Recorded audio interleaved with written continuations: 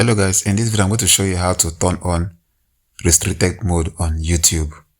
So if you have children in your household and you don't want them to access adult content on YouTube, I'm going to show you how to filter them out in this video. So first of all, open your YouTube app, navigate to settings, scroll down and click on restricted mode. It says this helps hide potential mature videos. No filter is 100% accurate.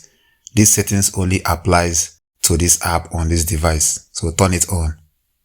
This will filter out all the mature content on YouTube.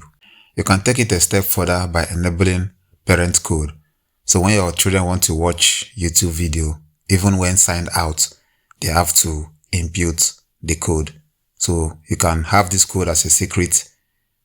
When you turn it on, it's going to ask you for a 5-digit code. So turn on parental code, prevent kids from watching signed out or accessing accounts meant for older members of your household.